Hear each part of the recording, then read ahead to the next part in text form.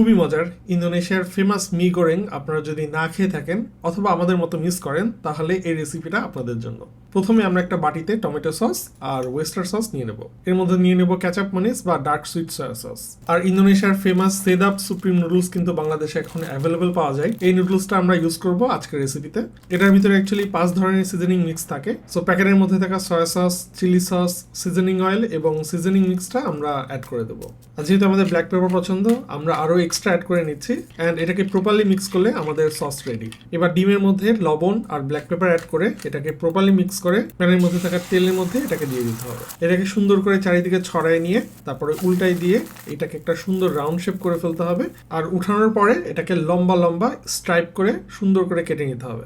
গরম পানিতে set up supreme নুডলসটা নিয়ে এটাকে প্রপারলি সিদ্ধ করে তুলে রাখতে হবে। প্যাকেটের ইনস্ট্রাকশন অনুযায়ী আপনারা এই নুডলসটা কিন্তু না ভেজেও খেতে পারবেন। এবার আমরা চিকেনটা অল্প তেলে হালকা ভেজে অ্যাড করে নিয়ে নেব চিংড়ি আর রসুন কুচি, সাথে অল্প একটু ব্ল্যাক পেপার অ্যাড করে এটাকে কুক খাওয়া পর্যন্ত ভেজে নিতে হবে। প্রোটিনগুলোকে সাইডে রেখে এর ভিতরে অ্যাড করে দিব শ্রিম পেস্ট, যেটা অপশনাল, আর সাথে অ্যাড করব পেঁয়াজের কলি।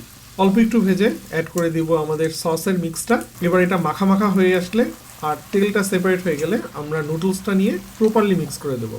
এমনভাবে মিক্স করতে হবে যাতে নুডলসের গায়ে সসগুলো একদম লেগে যায়। এবার আমরা উপরে দিয়ে দেবো ভেজে রাখা ডিমটা, আর আপনাদের বাসায় যদি বিন স্প্রাউট থাকে সেটাও আপনারা অ্যাড করতে পারেন। সাথে অ্যাড করে দেবো স্প্রিং অনিয়ন, আর লাস্টলি সিরাপ সুপ্রিমের নুডলসের প্যাকের মধ্যে থাকা ফ্রাইড অনিয়নটা উপরে অ্যাড করে দিলে হয়ে গেল দেখতে লোভনীয় মি গোরেং। খুব মজা, মানে খাইতে ইচ্ছা হচ্ছে। পুরো রেস্টুরেন্ট স্টাইলে। এক কথায় অসাধারণ। মানে বালিতে আমরা যেরকম খাইছি মেগোরাং একদম সেম।